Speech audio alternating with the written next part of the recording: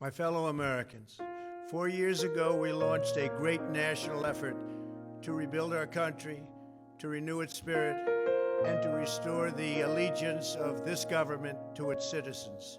In short, we embarked on a mission to make America great again for all Americans. As I conclude my term as the 45th President of the United States, I stand before you truly proud of what we have achieved together. We did what we came here to do, and so much more. This week we inaugurate a new administration and pray for its success in keeping America safe and prosperous. We extend our best wishes, and we also want them to have luck, a very important word. I'd like to begin by thanking just a few of the amazing people who made our remarkable journey possible. First, let me express my overwhelming gratitude for the love and support of our spectacular First Lady, Melania. Let me also share my deepest appreciation to my daughter Ivanka, my son-in-law Jared, and to Barron, Don, Eric, Tiffany, and Lara. You fill my world with light and with joy. I also want to thank Vice President Mike Pence, his wonderful wife Karen, and the entire Pence family. Thank you as well to my Chief of Staff, Mark Meadows, the dedicated members of the White House staff, and the Cabinet, and all of the incredible people across our administration who poured out their heart and soul to fight for America. I also want to take a moment to thank a truly exceptional group of people. The United States Secret Service. My family and I will forever be in your debt. My profound gratitude as well to everyone in the White House Military Office, the teams of Marine One and Air Force One, every member of the armed forces, and state and local law enforcement all across our country. Most of all, I want to thank the American people. To serve as your president has been an honor beyond description. Thank you for this extraordinary privilege, and that's what it is, a great privilege and a great honor. We must never forget that while Americans will always have our disagreements, we are a nation of incredible, decent, faithful, and peace-loving citizens who all want our country to thrive and flourish and be very, very successful and good. We are a truly magnificent nation. All Americans were horrified by the assault on our Capitol. Political violence is an attack on everything we cherish as Americans. It can never be tolerated. Now more than ever, we must unify around our shared values and rise above the partisan rancor and forge our common destiny. 4 years ago, I came to Washington as the only true outsider ever to win the presidency. I had not spent my career as a politician, but as a builder looking at open skylines and imagining infinite possibilities. I ran for president because I knew there were towering new summits for America just waiting to be scaled. I knew the potential for our nation was boundless as long as we put America first. So I left behind my former life and stepped into a very difficult arena, but an arena nevertheless with all sorts of potential if properly done. America had given me so much, and I wanted to give something back. Together with millions of hard-working patriots across this land, we built the greatest political movement in the history of our country. We also built the greatest economy in the history of the world. It was about America first because we all wanted to make America great again. We restored the principle that a nation exists to serve its citizens. Our agenda was not about right or left. It wasn't about Republican or Democrat, but about the good of a nation, and that means the whole nation. With the support and prayers of the American people, we achieved more than anyone thought possible. Nobody thought we could even come close. We passed the largest package of tax cuts and reforms in American history. We slashed more job-killing regulations than any administration had ever done before. We fixed our broken trade deals, withdrew from the horrible Trans-Pacific Partnership and the impossible Paris Climate Accord. renegotiated the one-sided South Korea deal, and we replaced NAFTA with the groundbreaking USMCA. That's Mexico and Canada, a deal that's worked out very, very well. Also, and very importantly, we imposed historic and monumental tariffs on China, made a great new deal with China.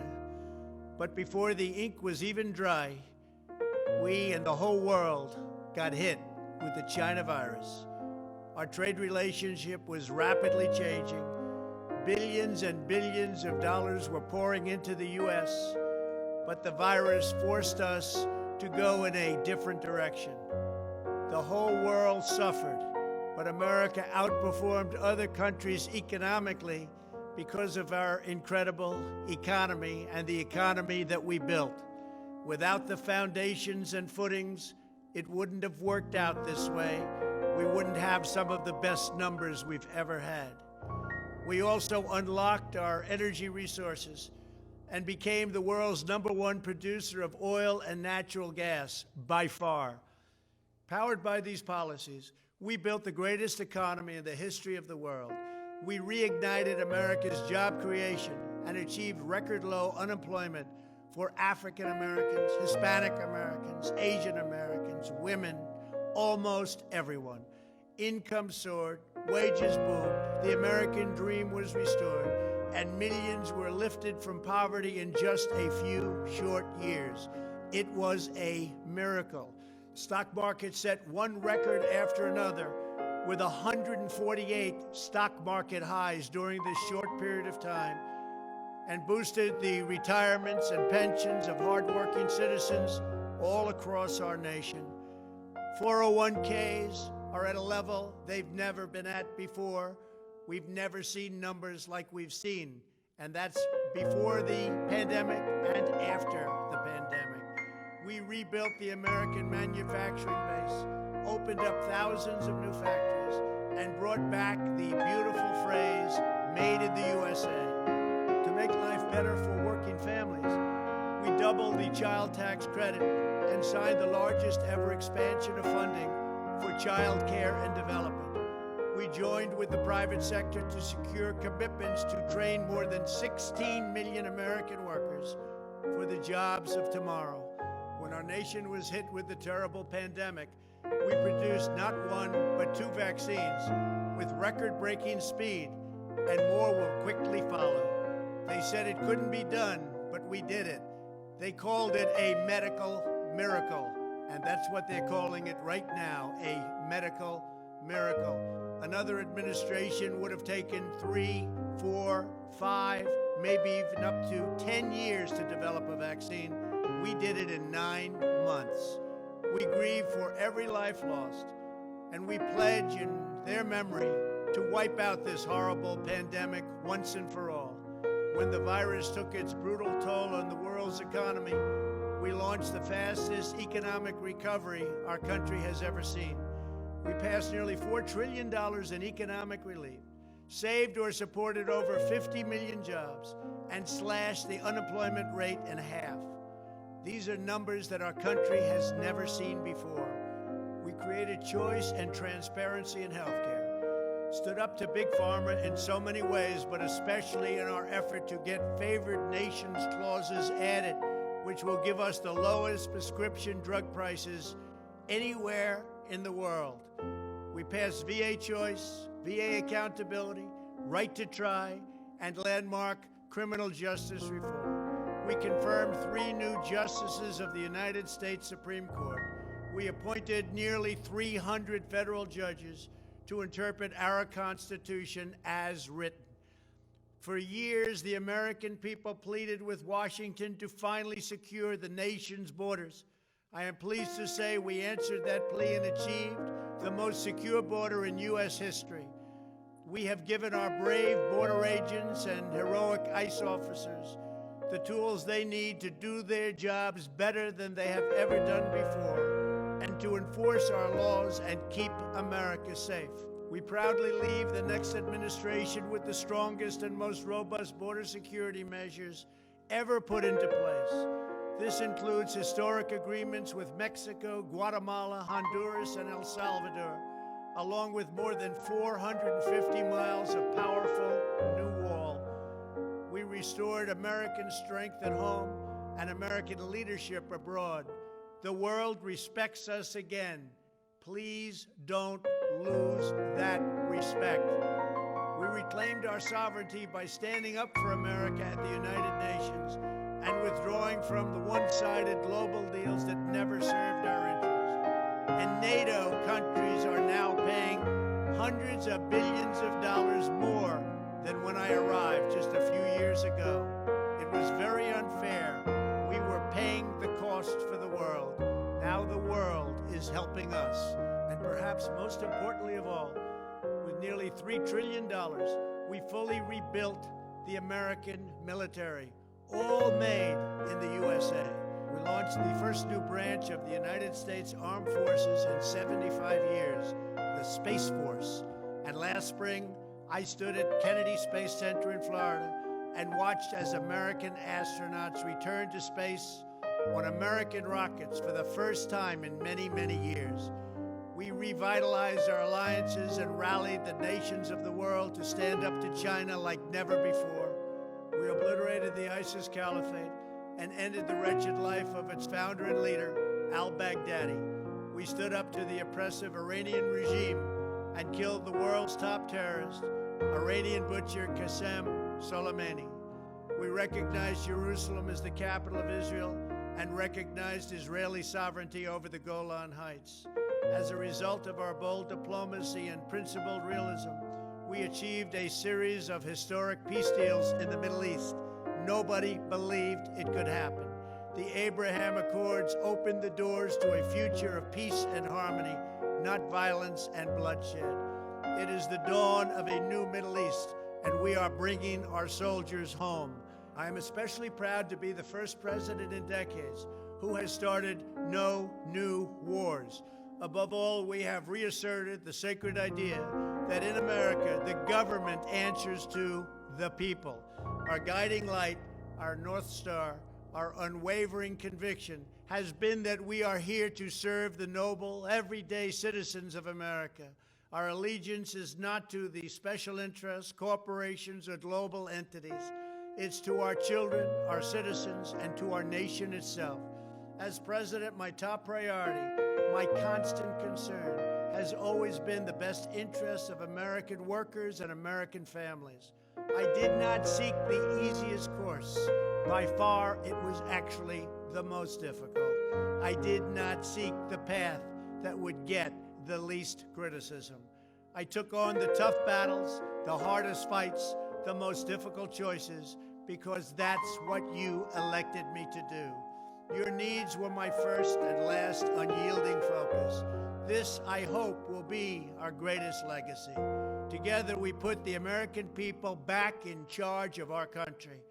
We restored self-government. We restored the idea that in America, no one is forgotten because everyone matters and everyone has a voice. We fought for the principle that every citizen is entitled to equal dignity, equal treatment, and equal rights because we are all made equal by God. Everyone is entitled to be treated with respect, to have their voice heard, and to have their government listen.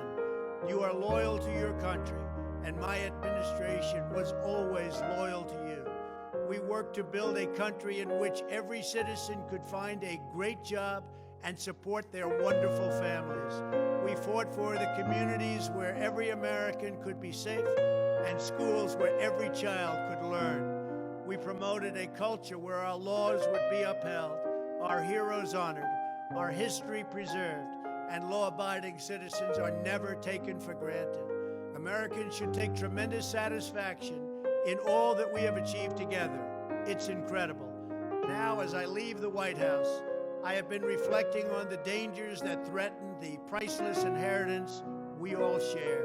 As the world's most powerful nation, America faces constant threats and challenges from abroad. But the greatest danger we face is a loss of confidence in ourselves, a loss of confidence in our national greatness. A nation is only as strong as its spirit. We are only as dynamic as our pride. We are only as vibrant as the faith that beats in the hearts of our people. No nation can long thrive that loses faith in its own values, history, and heroes, for these are the very sources of our unity and our vitality. What has always allowed America to prevail and triumph over the great challenges of the past has been an unyielding and unashamed conviction in the nobility of our country and its unique purpose in history. We must never lose this conviction.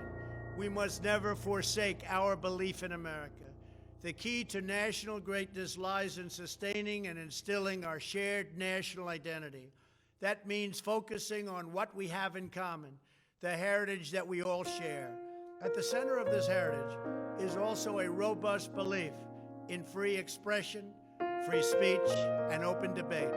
Only if we forget who we are and how we got here could we ever allow political censorship and blacklisting to take place in America. It's not even thinkable. Shutting down free and open debate violates our core values and most enduring traditions. In America, we don't insist on absolute conformity or enforce rigid orthodoxies and punitive speech codes. We just don't do that. America is not a timid nation of tame souls who need to be sheltered and protected from those with whom we disagree. That's not who we are. It will never be who we are.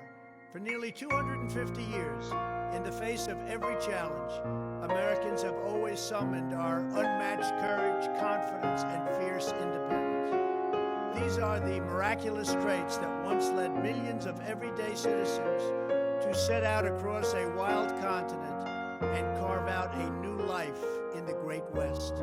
It was the same profound love of our God-given freedom that willed our soldiers into battle and our astronauts into space. As I think back on the past 4 years, one image rises in my mind above all others. Whenever I traveled all along the motorcade route, there were thousands and thousands of people. They came out with their families so that they could stand as we passed and proudly wave our great American flag. It never failed to deeply move me. I knew that they did not just come out to show their support of me, they came out to show me their support and love for our country. This is a republic of proud citizens who are united by our common conviction that America is the greatest nation in all of history. We are and must always be a land of hope, of light, and of glory to all the world. This is the precious inheritance that we must safeguard at every single turn. For the past 4 years, I have worked to do just that. From a great hall of Muslim leaders in Riyadh to a great square of Polish people in Warsaw, from the floor of the Korean Assembly to the podium at the United Nations General Assembly, and from the Forbidden City in Beijing to the shadow of Mount Rushmore, I fought for you, I fought for your family, I fought for our country. Above all, I fought for America and all it stands for, and that is safe, strong, proud, and free. Now, as I prepare to hand power over to a new administration at noon on Wednesday, I want you to know that the movement we started is only just beginning. There's never been anything like it. The belief that a nation must serve its citizens will not dwindle, but instead only grow stronger by the day. As long as the American people hold in their hearts deep and devoted love of country, then there is nothing that this nation cannot achieve. Our communities will flourish, our people will be prosperous, our traditions will be cherished, our faith will be strong, and our future will be brighter than ever before. I go from this majestic place with a loyal and joyful heart, an optimistic spirit, and a supreme confidence that for our country and for our children, the best is yet to come. Thank you and farewell. God bless you. God bless the United States of America.